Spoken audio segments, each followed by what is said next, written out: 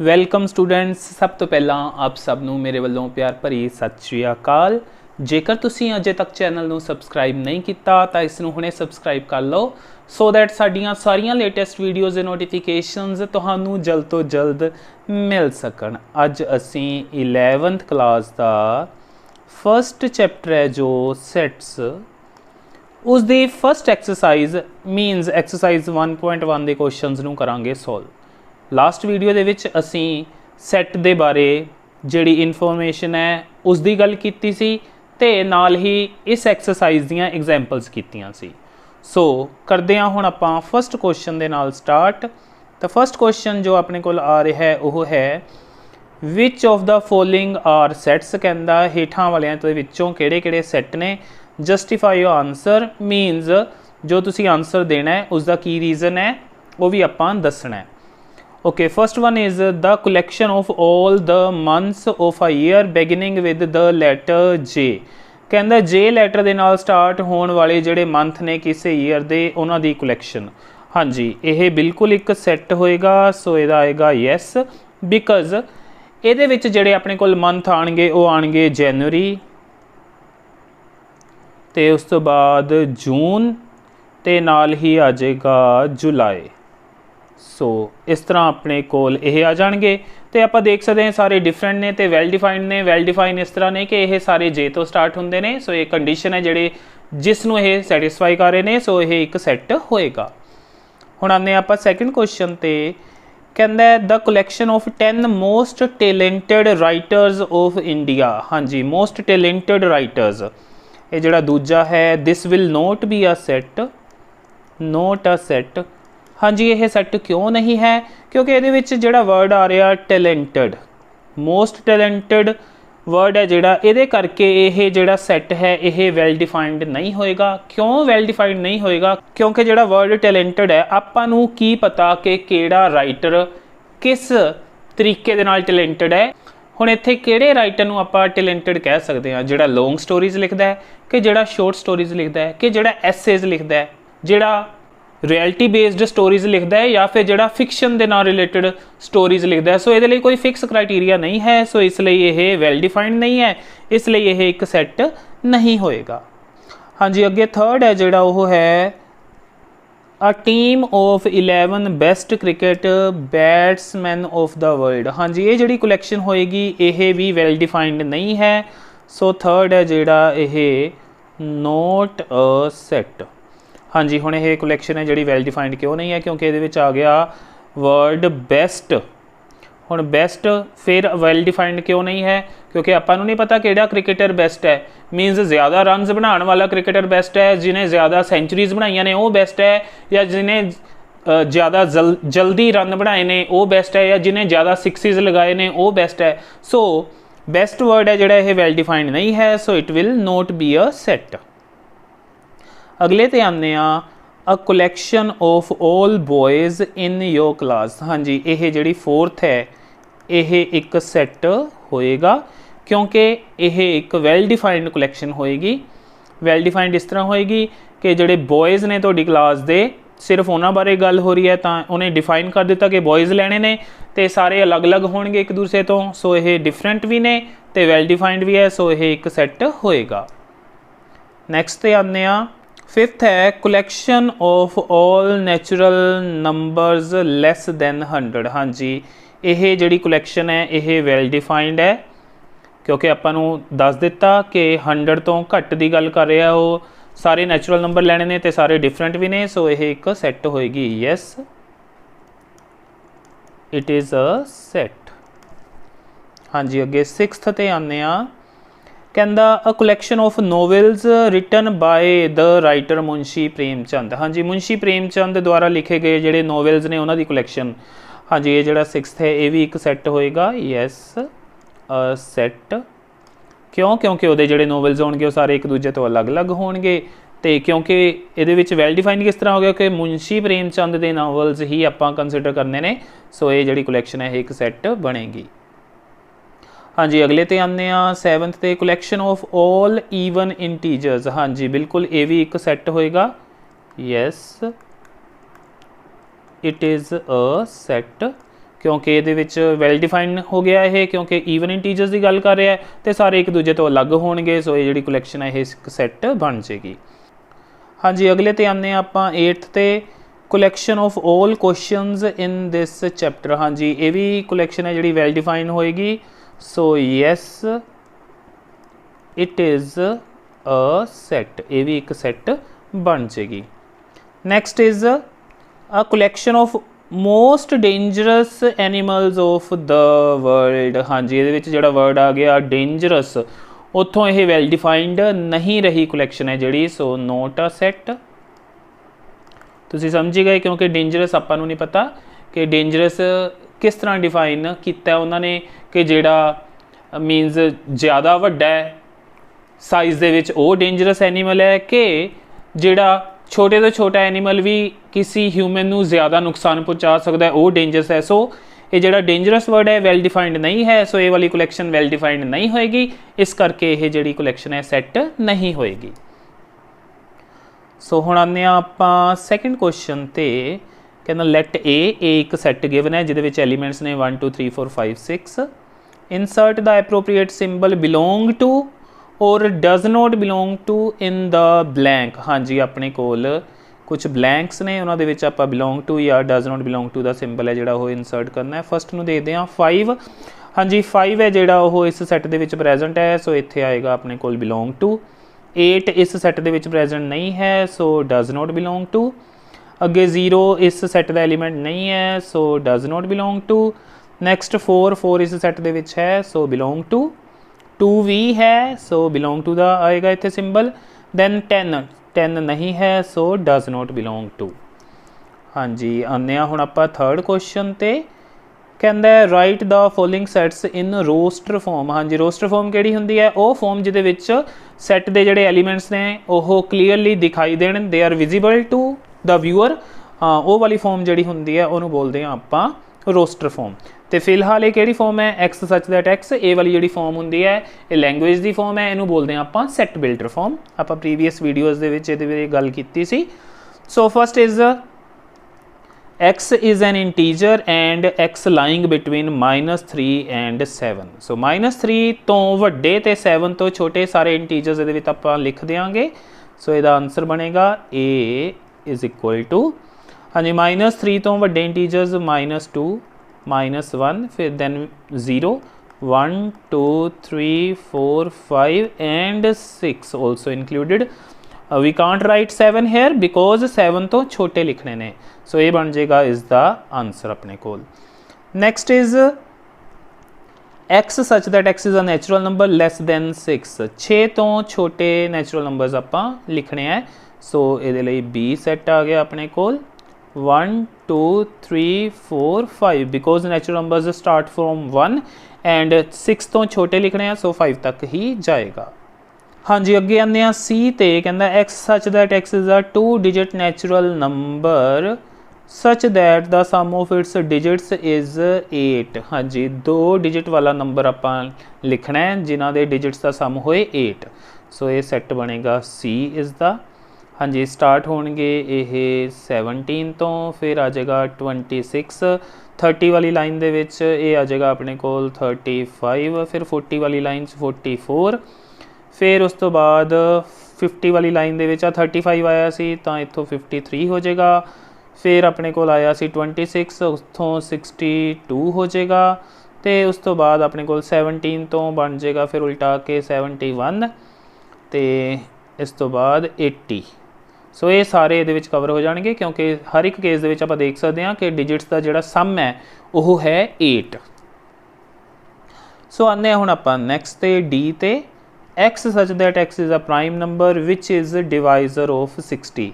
60 नूं डिवाइड करने वाले जिहड़े नंबर्स ने उन्होंने विचों प्राइम नंबर्स आपां लैणे ने। हाँ जी, प्राइम नंबर्स स्टार्ट होंदे ने 2 तो, पहला ही प्राइम नंबर जिहड़ा 2 है वो 60 नूं डिवाइड करता है। फिर आंदा है 3 भी 60 नूं डिवाइड करता है। फिर आंदा है 5 वो भी 60 नूं डिवाइड करता है। उस तो बाद अपने कोल होर ऐसा प्राइम नहीं है जिहड़ा 60 नूं डिवाइड करे। सो इसका यही बन जाएगा अपने कोल आंसर, तो ए सी सैट डी। हाँ जी, अगे आने ई ते ਜਿਹੜਾ E ਸੈੱਟ ਹੈ the set of all letters in the word trigonometry. Trigonometry word ਹੈ ਜਿਹੜਾ ਇਹਦੇ ਲੈਟਰਸ ਦਾ ਸੈੱਟ। ਹਾਂਜੀ ਇਹਨੂੰ ਡਿਨੋਟ ਕਰਦੇ ਹਾਂ ਆਪਾਂ E ਦੇ ਨਾਲ। ਹਾਂਜੀ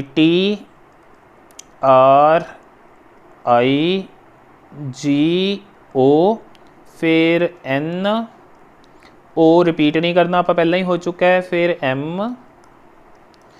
M तो बाद E पहला नहीं आया सो E नू लिखांगे। T पहला ही आ चुका है, R पहला ही आ चुका है तो आ जाएगा इस तो बाद Y। सो रिपीट नहीं करना किसी भी एलीमेंट नू। ए सैट की डेफिनेशन सी जिहड़ी उहदे विच कंडीशन सी ये। सो आने हुण आपां नैक्सट ते कहंदा F जिहड़ा सैट है the set of all letters in the word better. जिवें आपां ट्रिग्नोमैट्री वाले दा लिखिया सी आंसर इहदा भी उवें ही बनेगा। सो F सैट है जिहड़ा उहदे विच आएगा BET ते R। सो ये आ जाएगा अपने कोल इसका आंसर। हाँ जी हुण आने आपां नैक्सट ते फोर्थ क्वेश्चन ते कहंदा write the following sets in the set builder form. हाँ जी सैट बिल्डर फॉर्म दे विच लिखना है इन्हां सैट्स नूं। हाँ जी पहला है अपने कोल 3 6 9 12 इस तरह ये चल रहा है। सो इहदा लिखते हैं सैट बिल्डर फॉर्म। मैं इत्थे लिख लेना जगह है इत्थे A is equals to X such that X is equals to. हाँ जी आप देख सकते हैं कि 3 का टेबल ही चल रहा है 3 6 9 12। सो इत्थे लिख लेने 3N तो N की है। हाँ जी पहला जोड़ा है मिलता पे ये 3 नू 1 ना मल्टीप्लाई करते मिलता है, 6 मिलता है 3 नू 2 ना मल्टीप्लाई करे तो एवं 9 है जोड़ा 3 नू 3 ना मल्टीप्लाई करे तो 12 मिलता है 3 नू 4 ना मल्टीप्लाई करे तो। सो N की आएगा इत्थे ये नैचुरल नंबर बन गया N बिलोंग टू N, ਇਹਦਾ मतलब N नैचुरल नंबर है। एंड हुण N दे उत्ते कंडीशन की है आपां कित्थे तक लिखने ने 12 तक। तो 12 कदों मिलता है जदों आपां 3 नू 4 ना मल्टीप्लाई करिए। ਇਹਦਾ मतलब N की जिहड़ी वैल्यू है वो मैक्सीमम आपां 4 ही लैनी है। So N less than equal to 4 ये आ जाएगा इस दे नाल। हाँ जी आने सैकेंड ते सैकेंड दे विच 2 4 8 16 32। हाँ जी ध्यान नाल देखो तो तुहानूं पता लग जाएगा ये है 2 दियां powers 2 the power 1 2 the power 2 2 the power 3 तो 8 मिलता है 2 दी पावर 4 फिर 2 दी पावर 5। सो इनू सैट बिल्डर फॉर्म दे विच जदों लिखना तो आपां लिखांगे x such that x is equals to 2 raised to power n where n is a natural number and हुण n कित्थे तक जा रहा है 1 तो लैके 5 तक। So n less than equal to 5। So ये बन जाएगा इसका आंसर। आने नैक्सट दे विच आपां देख सकते हैं कि ये 5 दियां पावर्स हैं। सो इनू लिखांगे कोई सैट C ले लैंदे आ x such that x is equals to 5 the power n comma n is a natural number and n कित्थे तक है। हाँ जी 5 दी पावर 1 फिर इत्थे 2 फिर इत्थे 3 फिर इत्थे 4। सो n जिहड़ा है वो 4 तक जा रहा है। नैक्सट है जिहड़ा इहदा fourth part 2 4 6 so on dash dash dash मतलब ये कंटिन्यू है ये खत्म नहीं होया। सो ये आप देख सकते हैं कि ईवन नंबरस हैं ये। सो ये आप कोई सैट D लिख लेंगे D is equals to X such that X is equals to 2N। Even जोड़े नंबरस होंगे ने उन्होंने 2N की फॉर्म च लिखते हैं आप comma N is a natural number and बस ये उत्ते सच। हाँ क्योंकि खत्म नहीं हो रहा कोई फर्दर ये उत्ते जी फर्दर कंडीशन है वो नहीं आनी। सो इनू इत्थे ही रोक देंगे आप। हाँ जी अगे फिफ्थ ते आने फिफ्थ की है 1 4 3। हाँ जी ये है 1 का स्केयर ये 2 का स्केयर 3 का स्केयर सो ऑन 10 का स्केयर। सो ये आप सैट बिल्डर फॉर्म लिख सकते हैं कोई सैट E लिख लें x such that x is equals to n square. तो n की है एक नैचुरल नंबर है, नैचुरल नंबर ही ने ये 1 तो स्टार्ट हो रहे हैं कित्थे तक जा रहे हैं 10 तक। सो ये फर्दर कंडीशन लगा देंगे कि n है जोड़ा वो आप कित्थे तक रखना है 10 तक रखना है। सो ये होगी इस दी सैट बिल्डर फॉर्म। हाँ जी आने हुण आपां फिफ्थ क्वेश्चन ते list all the elements of the following sets. हाँ जी आपां दित्ती हुई है सैट बिल्डर फॉर्म आपां लिखनी है यदी roster form. First is x such that x is an odd natural number. हाँ जी ऑड नैचुरल नंबर का जोड़ा सैट है वो लिखते हैं। सो 1 3 5 7 सो ऑन, ये चलता जाएगा, ख़त्म नहीं होएगा। अगे बी ते आने आ, x such that x is an integer, तो एक्स किहदे विच लाई करता है -½ ते 9/2 दे विच। -½ का मीनिंग ये हो गया माइनस का 0.5 तो ये हो गया अपने कोल 4.5। सो माइनस के 0.5 तो वड्डे ते 4.5 तो छोटे इंटीजर्स आप इस दे विच लिखने ने। सो बी आ जाएगा अपने कोल -0.5 तो वड्डा जिहड़ा फस्ट इंटीजर है दैट इज़ 0, दैन 1 2 3 ते 4, ये आ जाएगा इसका आंसर। अगे सी ते आने x such that x is an integer and x square is less than equal to 4। हाँ जी, वो वाले इंटीजर्स लैने ने जिन्हों का स्केयर करे तो 4 या 4 तो छोटी वैल्यू मिले। हुण इहदे विच किहड़े-किहड़े हो सकते हैं, -2 तो शुरू होणगे ये, क्योंकि -2 का स्क्वेयर करिए तो आपां नूं मिल जाता है 4।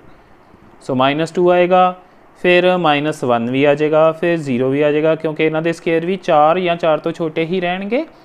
नैक्सट 1 फिर 2, सो ये बन जाएगा अपने कोल सी वाला सैट।